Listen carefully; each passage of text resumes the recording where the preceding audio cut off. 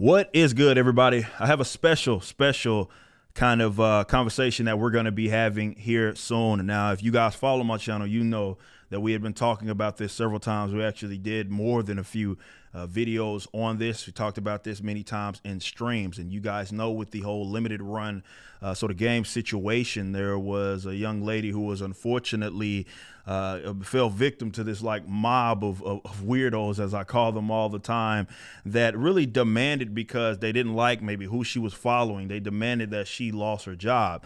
And, you know, unfortunately, pressures that be made a decision. And, you know, when we found out that she was like let go, that's when you saw that a lot of people had did their videos, including me. She's taking her time, and now, of course, she's ready to kind of just speak to everybody else. And I have I call it a luxury, because she didn't have to take time out of her day to do this. I do have here joined with me, Lynne. I appreciate you so much for joining us. And how you doing? Absolutely. Thank you so much for reaching out to me. It's a pleasure to be on and to chat with you. Thank you so much. And I've watched the videos, and I will admit, my husband's a big fan. So he was just like, yes, go talk, go talk. Appreciate that so much. Well, I want to just really get right into it and jump in kind of the meat and potatoes here. So how long had you been with limited run games, and how did you come across like just getting that gig, and actually what it was that you were doing for the company? So I started at Limited Run in November of 2020. I was basically led into it from a friend of mine who had also applied for the community management job, but they wanted him to relocate, and I was actually in the same state. So I went ahead and shot them a message and went through the interview process, and I got lucky enough to be selected. I was very fortunate. It was my first time really working in the gaming industry outside of like volunteering at like various events. And I used to write for a kind of like game news and reviews, that kind of stuff, Yeah. article like back in the day. So this was my first real step into the industry. Okay, gotcha. Now that makes all the sense in the world. So obviously you got brought on as a community manager, and you did been doing that, I guess, almost, you're entering into a few years, but a couple of years at minimum. And that's awesome. I know there's a lot of people that certainly watch myself, that would love to be in kind of those positions, working, let's say, in the gaming industry.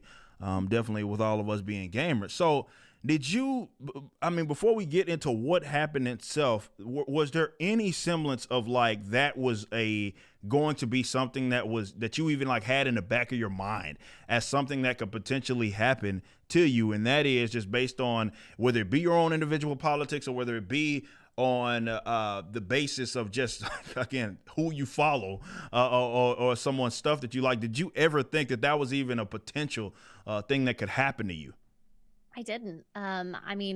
I typically keep to myself, like politics wise in the workplace, just because I don't feel like that needs to be like my beliefs don't need to be pressed on anybody else. For I've sure. always been very adamant about that. Like you do you, I'll do me, and we'll all be happy.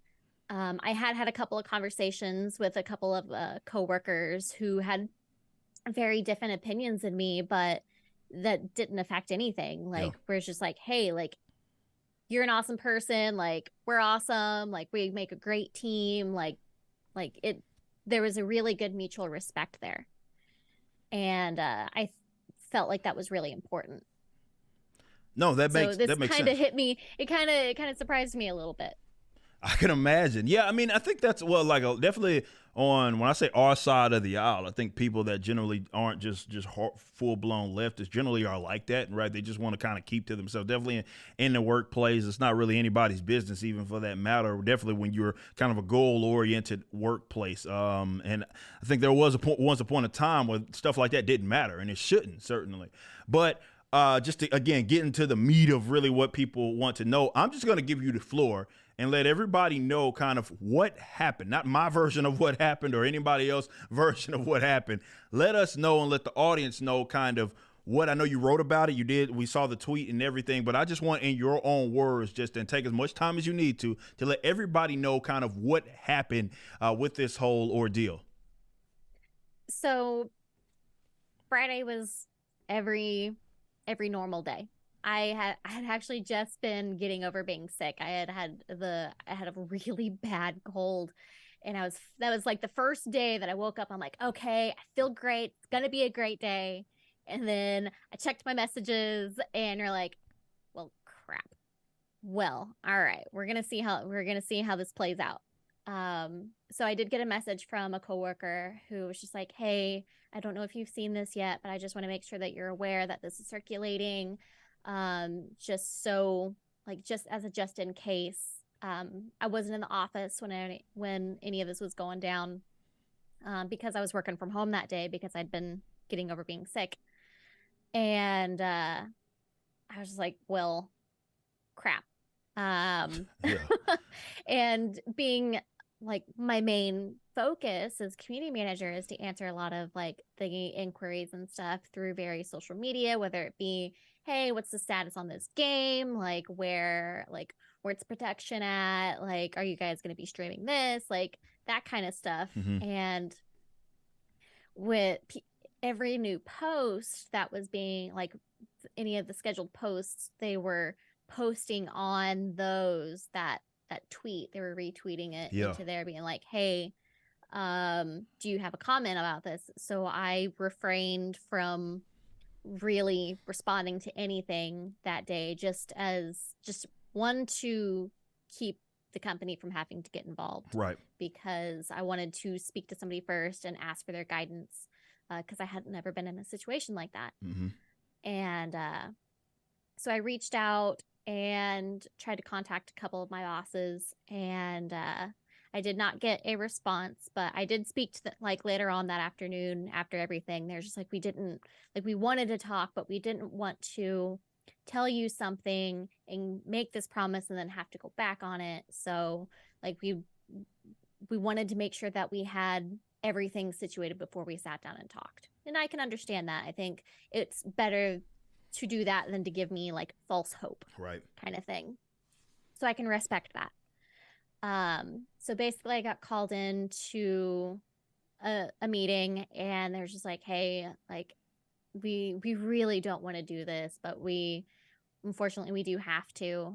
And it's like I made sure to write like I hadn't gotten in trouble for anything. I Mm-hmm. always tried to treat everybody with respect and unbiased. Like honestly, I treat everybody the same, whether it's somebody who DMs me at 11 o'clock at night and is asking me where their game is, and somebody who's messaging me nicely in the middle of the day. Like I would always try to be respectful. Mm-hmm. Um, and I was very careful with how I would word things, whether it be trying not to come off as aggressive or passive or anything like that.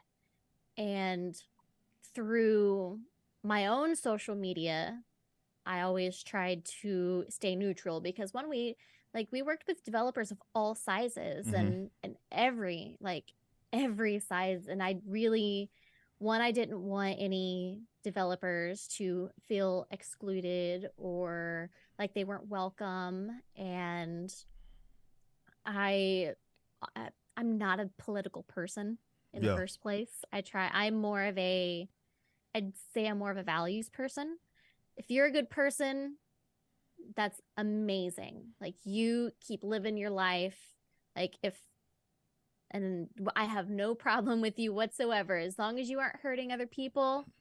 You are fantastic in my book. And so I always tried to keep my social media more to like hyping up my friends who are doing awesome content and awesome experiences. And I have a lot of pets, so I share pictures of my pets, and I get and like just like art, video games, that kind of stuff that I'm excited about. I always tried to keep it to as little negativity as possible. Mm-hmm. And I feel like that's important, especially with you see negativity everywhere from Yeah. every direction. And it got really overwhelming, which is why I wanted to step down from community manager in the first place. Like I had reached out and I'd spoken to a few different people expressing how I've been feeling burnt out, and it was really just kind of taking a toll on my day to day.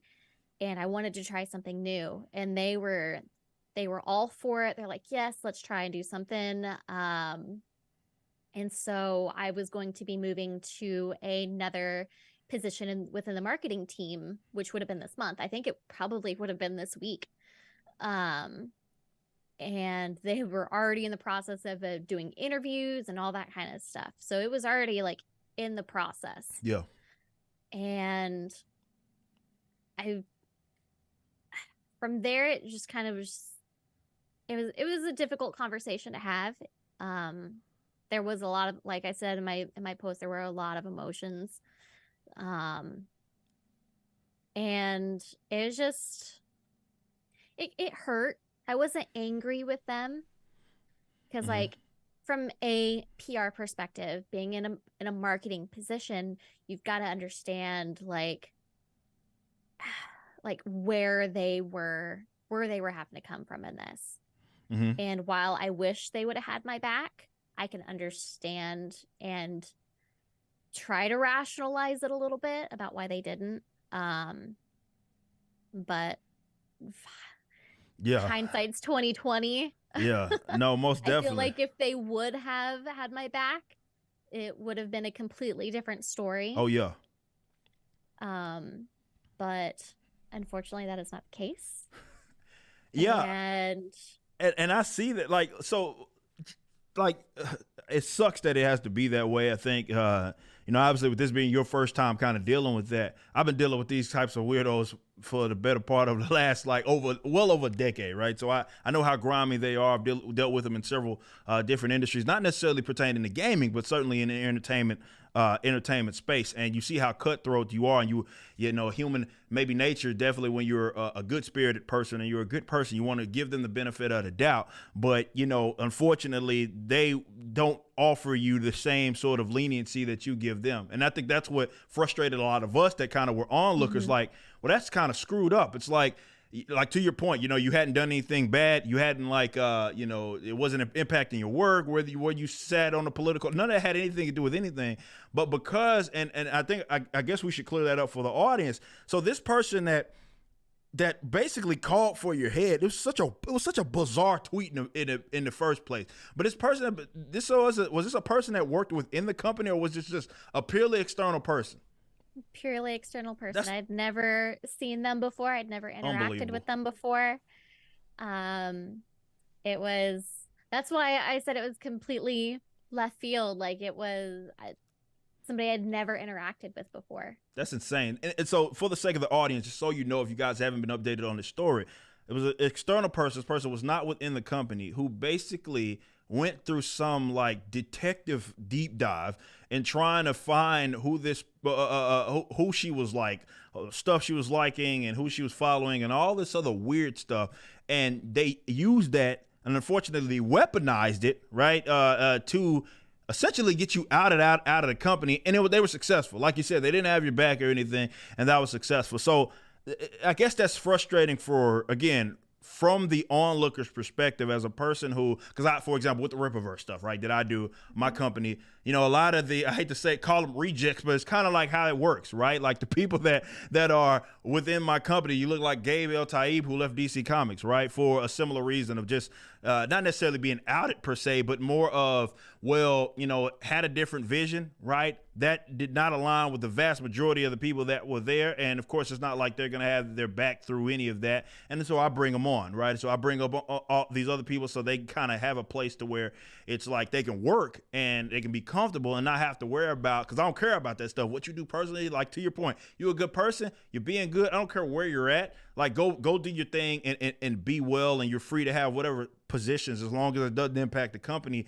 That's fine. But, to your like credit, I mean, you're dealing with this a lot better because our head's gonna roll if it had anything to do with me. You know what I mean? And I think anybody else, but for you, you know, you're looking at it like from just at least trying to be objective and like, okay, well, they got these mob of weirdos probably coming at them, and they felt like they made a decision. Now, I wish they had your back, but unfortunately, they did not. Just going through that because, like you said, this is your first time experiencing that.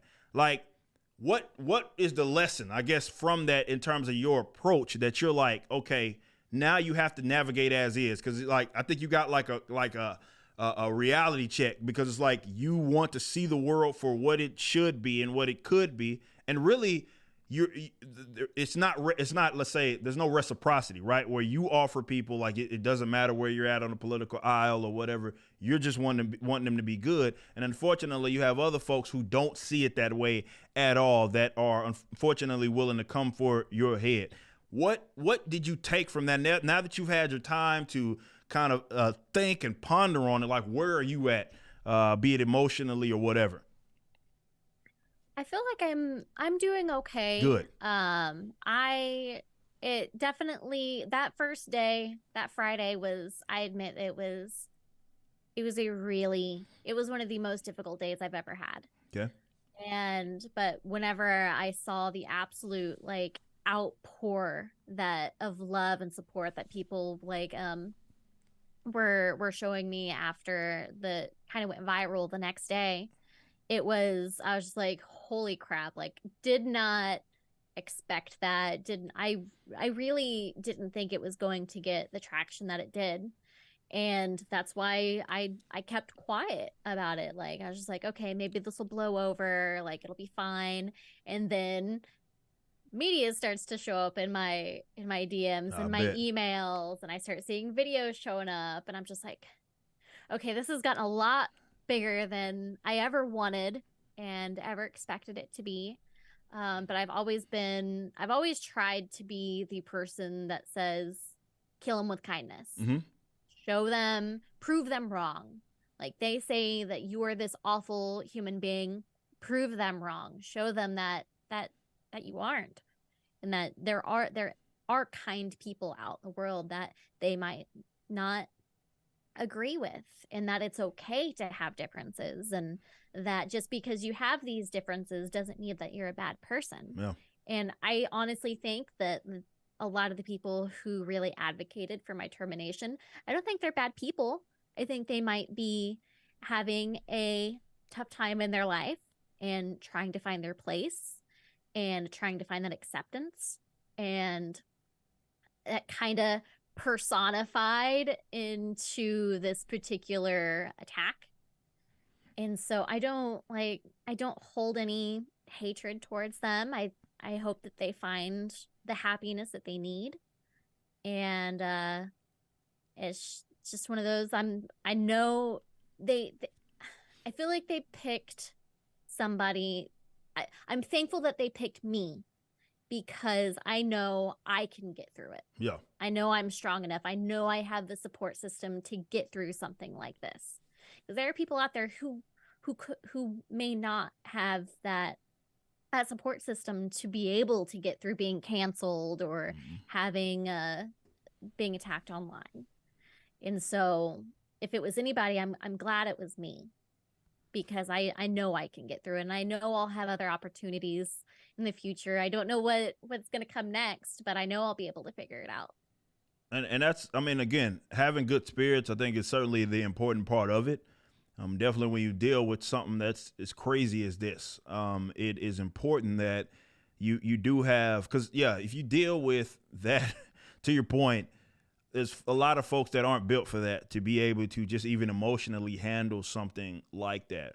But I do think it is a credit to why the story was so attractive to a lot of us, was that, again, it's the same old story, and we've heard it. You're not the first, you won't be the last person. And unfortunately, this stuff happens too, where it's like one allowed political position that often exists in entertainment, and it's not like, let's say I always joke about being to the right of Bernie Sanders, and basically anything that's outside of that, they may come for you. And it's sad that it's like that, because to your point, a lot of these people are regular people, they're nice people, and yeah, they might not have a an agreement with you on a particular topic. Maybe that's political, maybe it's not. But to your point, it doesn't make them a bad person. But they don't see it that way because they look at it like, well, we're the good ones, and if you are a good person, you must mimic us and our ideals. To me, that makes for a boring world, first and foremost. But that's just not how individuals act, and that's not how individuals are. And what you are experiencing has plagued so many different industries, and so many people are doing it. And this is why you have so many people in hiding, like that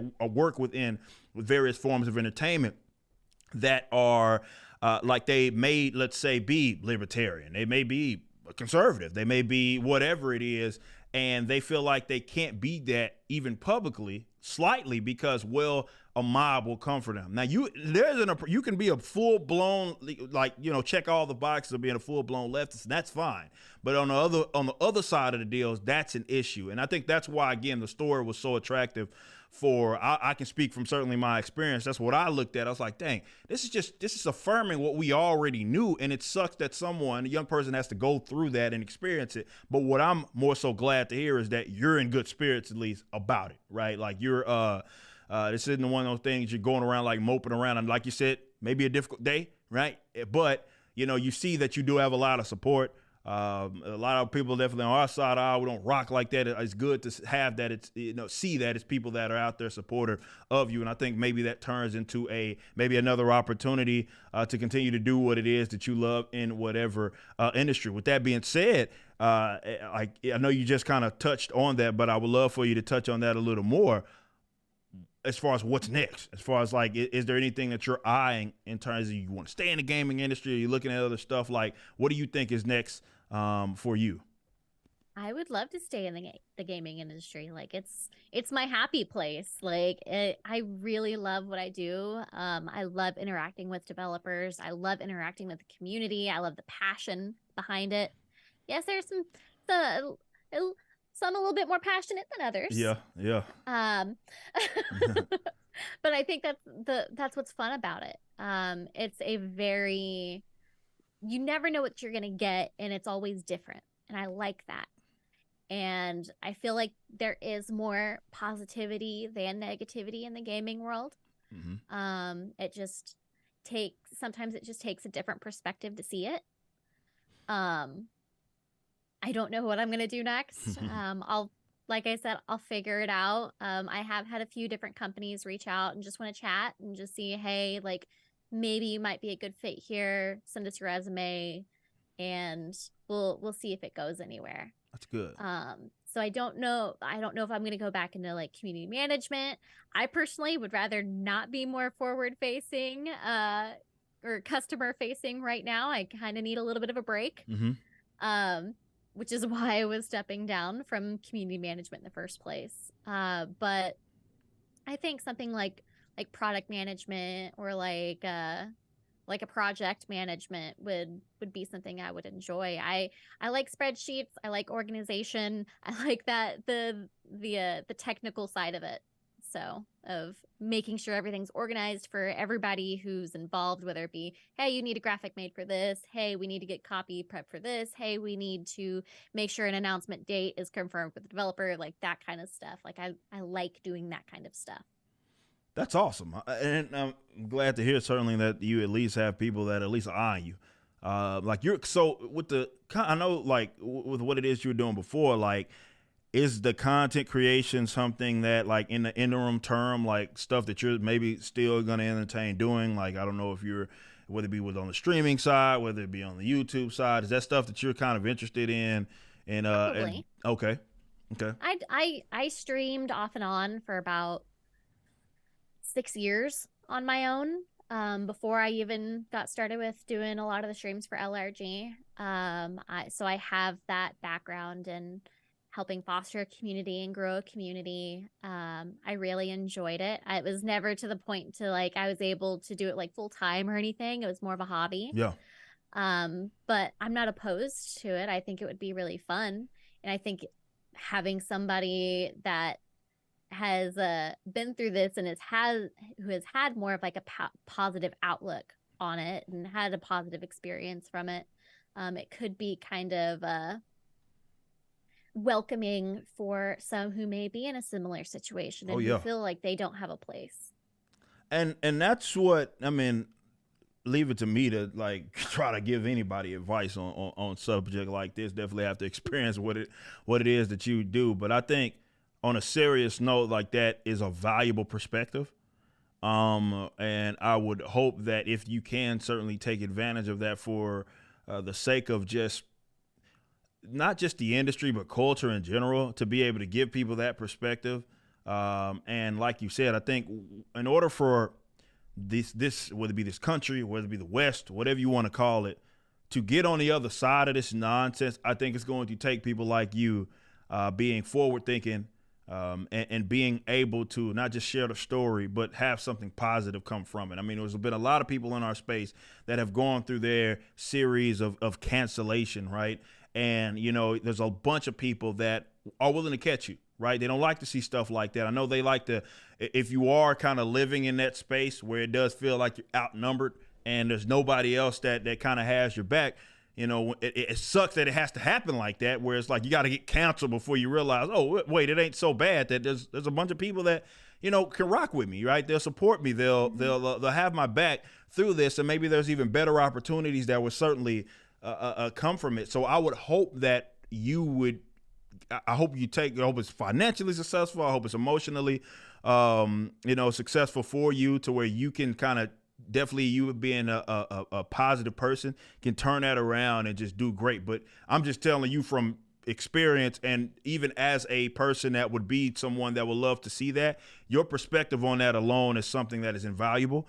And like, as in, I mean that like you can't put enough value into it. Like, it's that valuable. And because it sucks that you had to experience it, but so many people are willing to listen to that. So I would, seeing you in good spirits is awesome. I love seeing that. I love this opportunity, and I hope that more comes from it for you with maybe in the content creation space and all of that. So, I will make sure we'll have links, audience guys. We'll have links. We'll have all that to whatever she wants to put out there. And if she wants you to follow her, I'll make sure that you guys do that, because I want people to go rock with you, go support you, and certainly go rock with you. And you'll find soon enough. You ain't seen nothing yet. Trust me. You find soon enough. Maybe no, seriously though. Maybe what happens out of it is that you come in like, oh, I can just do this, because people will rock with just seeing it as seizing these sort of opportunity, because there are a lot of people that just hate to see something like this happen, and they love that perspective, and they want to see people like ourselves do just good. So I would love to see you do good, and like I say, whatever I can do to help you in that regards, I'm gonna do it, straight up. So again, that's I hope that you, whatever you do in the content creation space, I wish you nothing but good Thank things. so So much. yeah, of course. So we have an idea of what you're gonna do next. I want to kind of shift the conversation to something more like positive and more neutral. Let's say that, as opposed to talking about all that. Now that we got that all out the way. So in the gaming space, we got a lot of stuff coming out. Like, what type of games are you more so into? And like, what is there anything maybe that's on your radar as far as stuff that you maybe like to, let's say, be involved in and play? Certainly considering your experience in the industry, like, where you at? So, one of my favorite games that I've been playing right now, or I guess I've been playing for the last 2 years pretty consistently, is Genshin Impact. Nice. It is one of my favorites. It's one of those games that I can just pop in, put 30 minutes in here and there, and just jump out. Got a good story. I love the combat in it. Um, I'm a big fan. My cozy game at the time is House Flipper.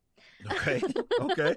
I've been playing that on my Steam Deck as I've been like getting ready for bed, and like as I'm winding down for the night, like that's my like, okay, take my meds and get cozy, curl up in bed, pull out the Steam Deck and play that until it's like all right, it's time to go to sleep. And I think the game that's like, I know everybody wants to hear me say Hogwarts Legacy. I Mm-hmm. did go pre-order that. Okay. Okay. I Okay. felt like it deserved it. Yeah, After definitely. Hey, definitely. That's it's funny. Speaking to your experience, right? It's the same thing. It's the same thing. So yeah, I rock with that. But I think my most anticipated game of the year is probably going to be Starfield. Okay. Okay. I am like, No Man's Sky is one of like my favorite games. I've put hundreds of hours into No Man's Sky, and then I've also put hundreds of hours into the Elder Scrolls, and I was never really into like Fallout, but I know the narrative direction that that Bethesda can do with like Skyrim and such, and having that almost like mashed with it's almost like No Man's Sky and Skyrim had a baby, and it is definitely my most anticipated of the year. Like I cannot wait for that one to come out. Nice. Yeah, I respect it. I mean, definitely we talk about. I'm a big action kind of combat system kind of guy.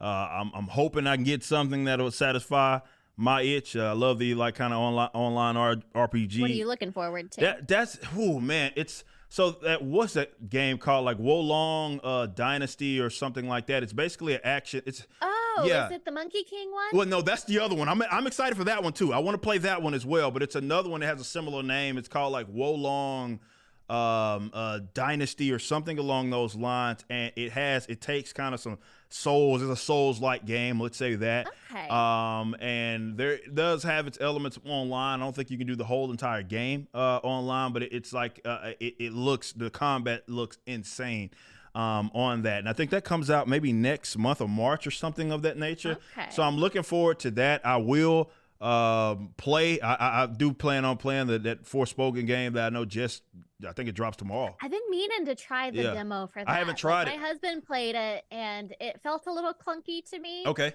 Just from watching it, but I want to give it a shot on my own. Yeah. What else am I looking forward to? Like I personally won't play Dead Space. Okay. I am a coward.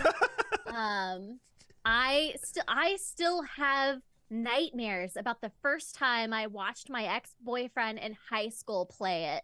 Like the freaking alien jumping out of the elevator. Like I still vividly remember that moment. So I personally will not be playing Dead Space, but I already went and pre-ordered it for him. Okay. So I'll sit there with the blanket like this and watch him play it, but I won't touch it. I won't touch it.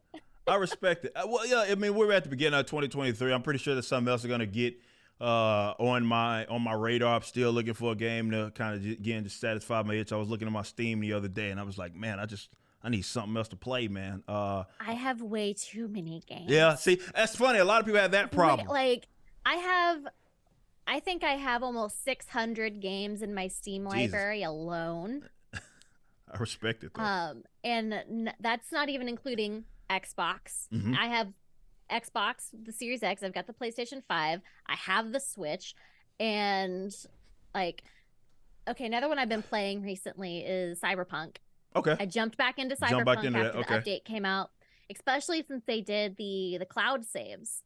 The cloud saves, I can play it in bed on my Steam Deck and then jump into my Xbox and play it in the living room on the big screen. I'm like, okay, this is really awesome, and I love that CD Projekt has utilized that with both Cyberpunk and The Witcher 3. I'm a diehard Witcher 3 fan. Like, this whole wall back here is nothing but Witcher 3 stuff. That's the Witcher swords. I've got artwork. You can't see them, but I have all of the statues. I just got the big Yennefer statue from Sideshow. Like, it's my jam. I love it. Yeah, I respect it. I've seen some people are like, what was the ads that I was watching? Hill versus Babyface that was playing through it on the hardest difficulty, Witcher 3.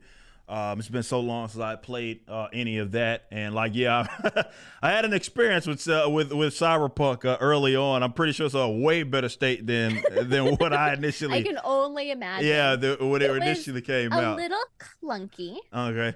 But they put in the work, and they really turned it around. Okay. Yeah, which is what I heard. To be fair, I've heard that it's obviously in a much better state than what it was. So it's good to hear that, despite the bombarding, they're at least going to go work on the game, and they have been. And I'm good to hear that people are at least getting a good experience from it now. Did you watch the anime? Did you watch Edge Runners? No, I didn't. I heard it. Apparently, there's been good things that have been said about it. I have not seen it. You need to get off this call, and you need to go watch Edge Runners right now. Yeah. That is your homework for the evening. All right, I got you. Yeah, you need to go watch Edge Runners. A lot of people have So said a good. lot of good things about Edge Runners as far as just even like the animation and everything. Studio There, Trigger can do no wrong. yeah, I might have to check that out. I might at least have to check that out because obviously, even with my company, we're looking at like I've really been on like an animation kick because this is something that with with Riververse, I'm starting to want to entertain. So Mm-hmm. yeah, there's I want to see where kind of the definitely American market. I want to see what these guys are doing with their animation. So yeah, I mean like I said, it's early. It's 2023. It's early. It's going to be interesting to see kind of what all pops up on the radar for that I'll be intrigued by. But yeah, like between Wolong and that other one, like the monkey. I don't know if that one comes out. That one comes out this year. I'm not Monkey sure. King doesn't have a date on it, I Okay, think. still doesn't have a date on it. So yeah, Not that I've seen, yeah. because I've been looking forward to that one, and I've been looking forward to like Crimson Desert, which Oh yeah, still doesn't have a date. yeah. Because that's like the black. Is it like basically upgraded like Black Desert? It's almost like a single player Black Okay. Desert from what Yeah. it feels like to me. Yeah. And I played Black Desert back whenever it was still in beta, like alpha. Mm-hmm.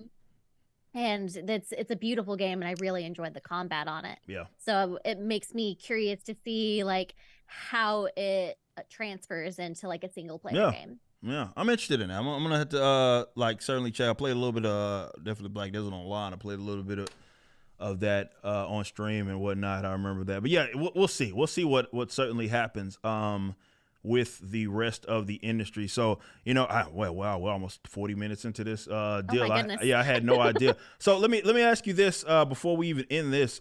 Like, is there anything else? Whether it be what we talked about previously, whether it be with like just anything on your mind that you want to kind of let the audience in on, leave like closing thoughts, all of that. Just I want to give you the floor to be able to just kind of lay that stuff out there. And like I said, we'll make sure we get those links. But yeah, is there anything else that you kind of want to just throw out there Oh gosh. on the spot? Yeah, I know. I don't know what I'm gonna have planned. If I do start getting back into content creation, you're more than welcome to follow me on Twitter. That's where I'm gonna follow Twitter and Instagram. Kara Lynne 0326 Gotcha. is where you'll be able to find me on both of those. That's where I'm more active.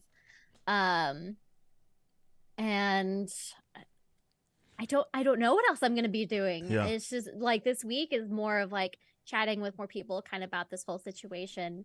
And then probably next week I'll start really buckling down to look to the future. Yeah. And see to anybody that's going through a difficult situation, you got this. Yeah. Like, it'll be okay. Don't let the Debbie Downers get you down. Don't join their club. It's not worth it. Like, step aside, do your own thing, and try to look at everything with a positive light. Like, I think looking at things with as much positivity and understanding as possible can really take a horrible life ruining situation to something that honestly changes your life in a better way. And it all depends on how you look at it. And I think that's really important, is just tune them out, do your thing, be happy, enjoy what you want to enjoy. And yeah, that's really it. I love it. Well, like I said, we'll be around. If you need certainly any help in any regards, like I just think that there's a lot of people that are kind of in this little pocket of the internet, this little corner of the internet that are helpful. They're business owners, they're supporters, they're customers, and I don't definitely with your attitude, I don't think that you're gonna have any problem kind of remaining on your feet and really seeing an opportunity that's even much greater than what you were doing before. You'll probably link up with people that certainly got your back a lot more than what unfortunately maybe your previous company had. But I do think there's going to be good things certainly in your future. So if you need any help, anything we can always so plug much. over the next weeks, you just shoot me a message, let me know, and we'll make sure that we help you out. So there's that. I really do appreciate it. Thank you so much for like sitting down and chatting with me. And Of like, you're the course. first person I've talked to since I released my statement. Yeah. So I like, it just, it felt right. I felt like talking to you because like you had a really great perspective whenever I was watching your videos, and it meant a lot. And I do appreciate your Awesome. support. And I've seen the kind words from your community of them kind of trickling over into my Twitter and saying kind things as Yeah. well. And Immediately I people were like, honestly hire her. cannot express Yeah. how grateful and just completely appreciative I am of everybody that has shown any kindness to a complete stranger. Yeah. Like Yeah. it does mean a lot. 100%. Like I said, it was funny. It happened. There was so many people like, "Hey, just bring her on for the Ripperverse. Just find a gig." Well, I was like, I'll look and we'll chat. But I hate to see stuff like that happen to people. But in the same respects, I do believe there's opportunity going to be on the other side of it. Mm-hmm. You know what I mean? And you're going to see that very quickly. And like I said, you'll grow, and we'll be right there alongside you, and we'll help you out in whatever way that we can. But Carl, I do appreciate you so much for joining us. Audience, we'll make sure that we get everything that we can kind of shared, various forms of platforms. I'll speak with her after this, and we'll make sure that we get every single link. But go follow her, go support her in all of her efforts. And again, Carl, I appreciate you so much for joining us. Thank you so much for having me. It was a pleasure chatting with you.